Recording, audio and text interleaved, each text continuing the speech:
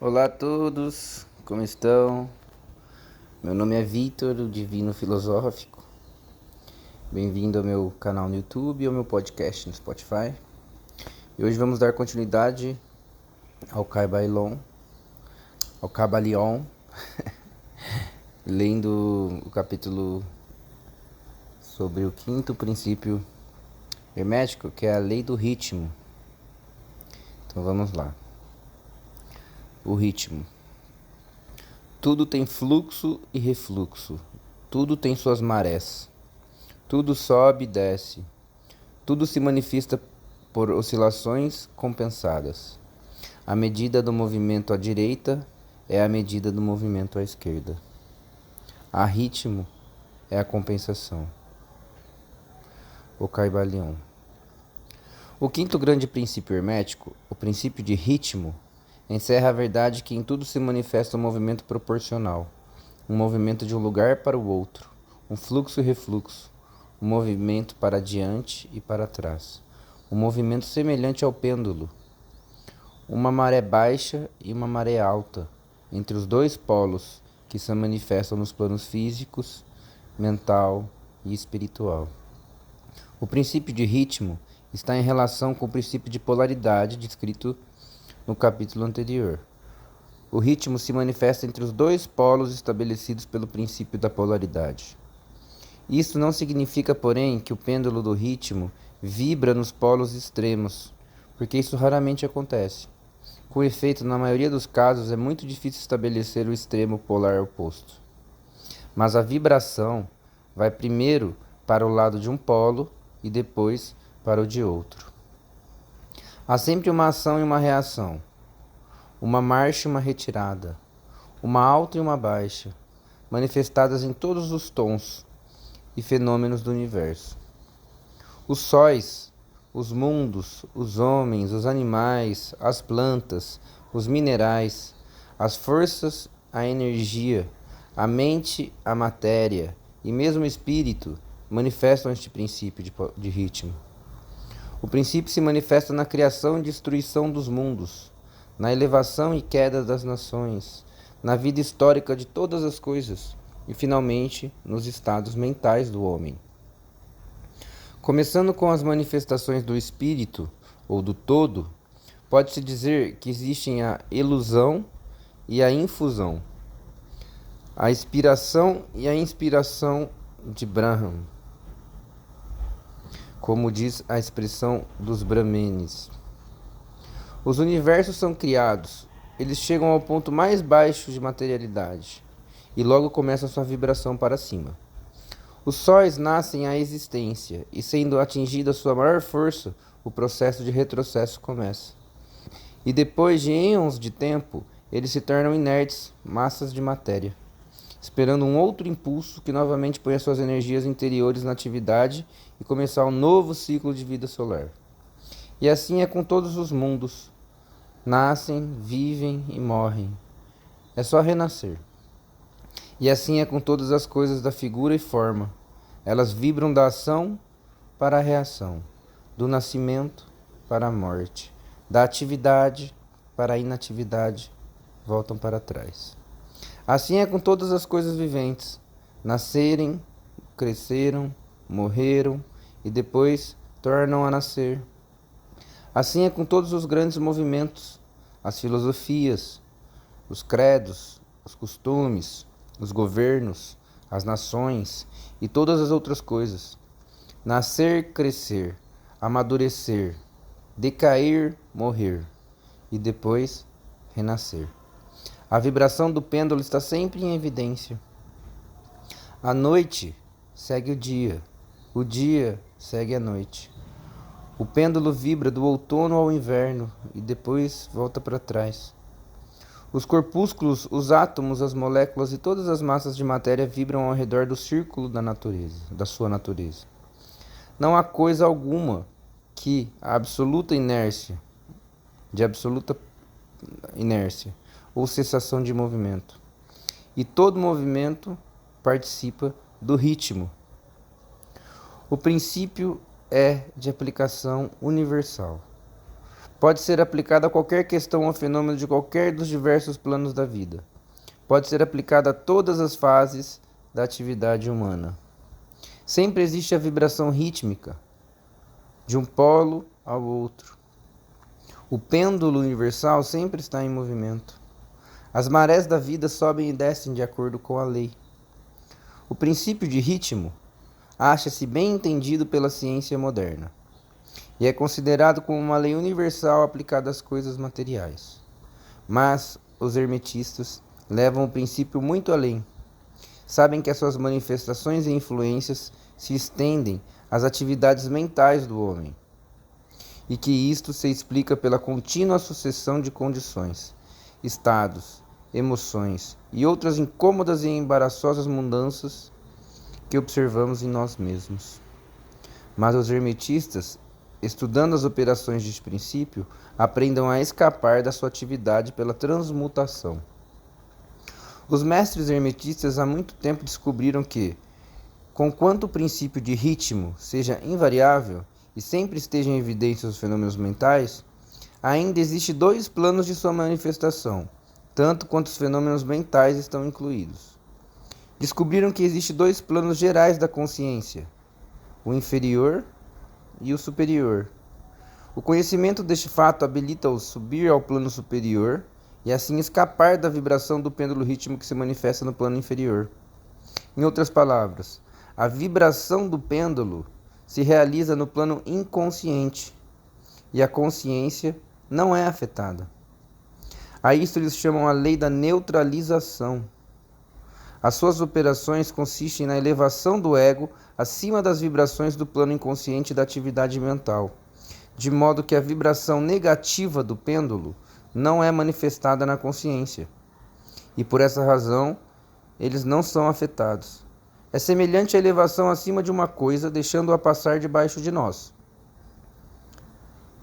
Os mestres hermetistas, ou os estudantes adiantados, polarizando-se no polo desejado, e por um processo semelhante à recusa de participar da vibração que desce, ou, se preferis, a negação da sua influência sobre eles, sustentem-se firmes na sua própria polarizada, na sua posição polarizada, e deixam o pêndulo mental vibrar para trás no plano inconsciente. Todas as pessoas que atingiram todos os graus do domínio próprio realizam isto mais ou menos inconscientemente, e recusando deixar as suas condições e os seus estados mentais negativos dominá-las, aplicam a lei da neutralização. O mestre, contudo, leva-os a um grau muito elevado de progresso, e pelo uso de sua vontade atinge um grau de equilíbrio e firmeza mental quase impossível de ser criado pelos que deixam mover-se à direita, à esquerda, pelo pêndulo mental das condições e emoções. A importância disto pode ser apreciada por qualquer pensador que compreende que a maioria das pessoas são criaturas de condições, emoções e sensações, e que só se manifestam um domínio próprio muito insignificante. Se quiserdes deter-vos a examinar um momento, vereis como muitos movimentos do ritmo vos afetaram a sua vida. Como um período de entusiasmo foi invariavelmente sugerido por uma sensação e condição de depressão. Do mesmo modo, as vossas condições e períodos de coragem foram seguidos por iguais condições de medo. E assim sempre aconteceu com a maioria das pessoas. Tempos de sensação sempre desapareceram com elas, mas elas não suspeitaram a causa ou a razão do fenômeno mental. A compreensão das operações desse princípio dará à pessoa a chave para o domínio destes movimentos rítmicos de emoções e habilitá-la a conhecer melhor a si mesma e evitar a ser levada por estes fluxos e refluxos. A vontade é superior à manifestação consciente deste princípio. Todavia, o próprio princípio não pode ser destruído. Podemos escapar dos seus efeitos, porém, apesar disso, o princípio está em operação. O pêndulo sempre se move, porém, nós podemos escapar de sermos levados por ele. Há outras espécies de operação deste princípio de ritmo, que queremos falar agora. Acha-se na sua ação daquilo que é conhecido como a lei de compensação. Uma das definições ou significações da palavra compensação é contrabalancear, que é o sentido em que os hermetistas empregam o termo.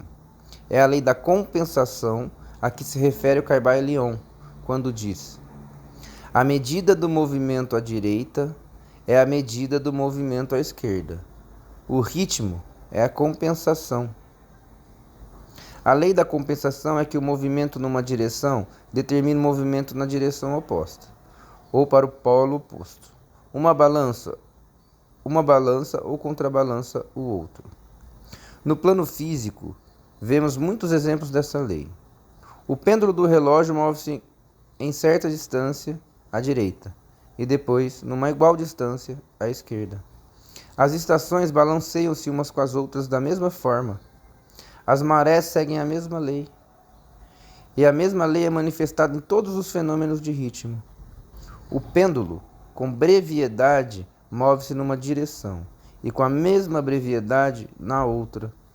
O movimento extenso à direita representa invariavelmente o movimento extenso à esquerda. Um objeto atirado para cima, a uma certa altura, tem uma igual distância para atravessar na volta. A força que um projétil é arremessado uma milha para cima é reproduzida quando o projétil volta à Terra. Esta lei é constante no plano físico, como vos mostrará uma referência às autoridades modelos. Porém, os hermetistas levam isso muito mais longe. Eles ensinam que os estados mentais de um homem estão sujeitos às mesmas leis. O homem que goza sutilmente está sujeito a sofrimentos sutis, ao passo que aquele que sente poucas penas só é capaz de sentir pouco gozo. O porco sofre, porém, muito pouco mentalmente e também goza muito pouco. É compensado. E de outro lado, temos outros animais que gozam sutilmente, mas cujo organismo nervoso e temperamento lhes fazem sofrer esquisitos graus de penas. E assim é com o homem.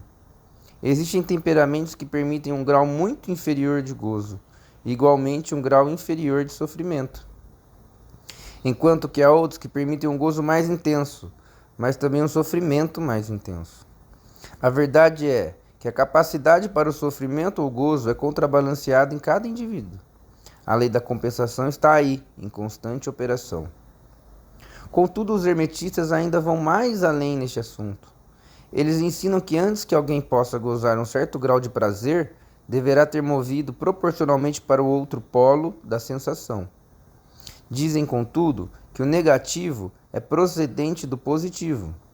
Nessa questão quer dizer que, experimentando um certo grau de prazer, não se segue que se deverá pagar por isto com um grau correspondente de sofrimento.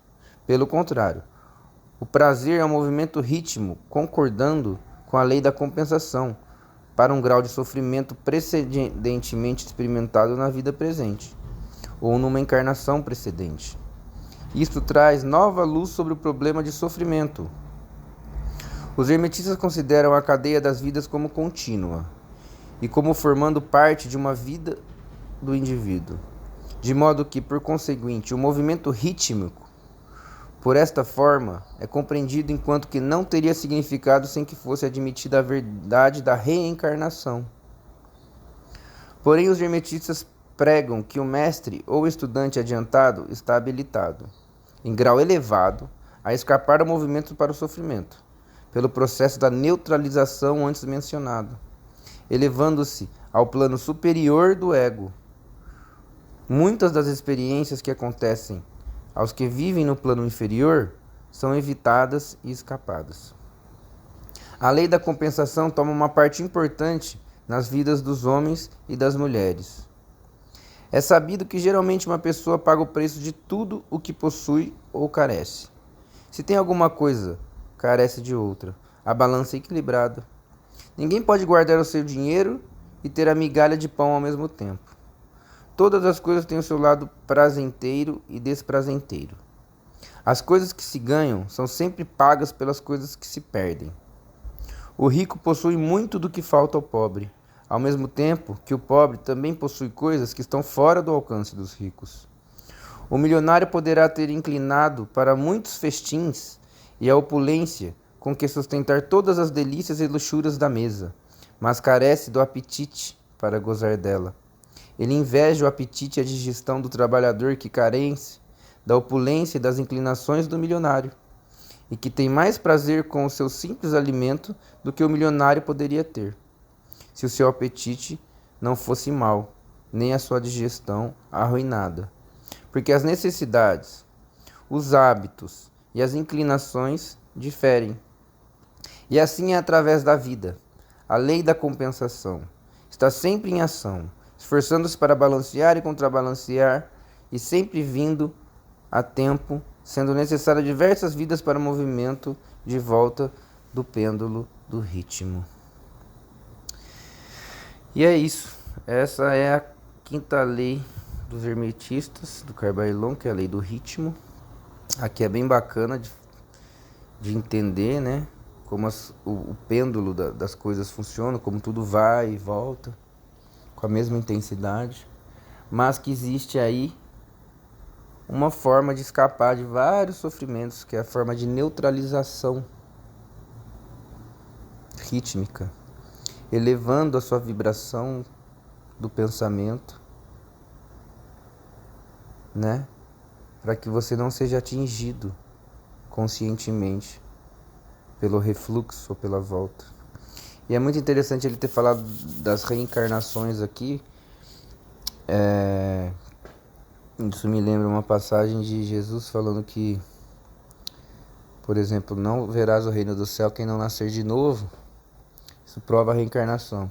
E também que é olho por olho, olho e dente por dente. Porque, por exemplo, se você fez uma maldade na outra encarnação, o seu sofrimento pode vir nesta encarnação, né? Então, se você abusou muito, por exemplo, de fumar, por exemplo, na outra encarnação, você pode nascer com asma nessa. Ou então, se você fez uma maldade muito grande, esquartejou uma pessoa lá atrás, na outra encarnação, você pode nascer sem as pernas, sem os braços nessa encarnação. E isso dá muito mais luz para a gente saber a questão do sofrimento. Essa é a justiça de Deus. Por que as pessoas nessa encarnação, uns nascem assim, outros nascem assado, uns nascem com deficiência, outros não. Porque na outra encarnação provavelmente foi abusado de alguma faculdade e que agora está tendo a compensação do ritmo, da balança do ritmo nessa encarnação. Então por isso que tem gente que não enxerga, porque às vezes abusou da visão na outra encarnação, né? Então é muito interessante saber que a vida funciona assim, não tem como fugir do ritmo, mas tem como você se neutralizar o sofrimento, se você for uma pessoa muito evoluída com a consciência. Espero que vocês tenham gostado, é isso por hoje. A lei do ritmo. Vamos continuar aí o estudo, ainda faltam mais 2 leis. No próximo vídeo do Carbailon, nós vamos ler a 6ª lei, né? Que vai ser a lei da causa e efeito. E a última depois, o princípio de gênero, a lei do gênero. Então espero que vocês tenham gostado. Muita luz a todos e até mais. Tchau, tchau. Olá a todos, como estão?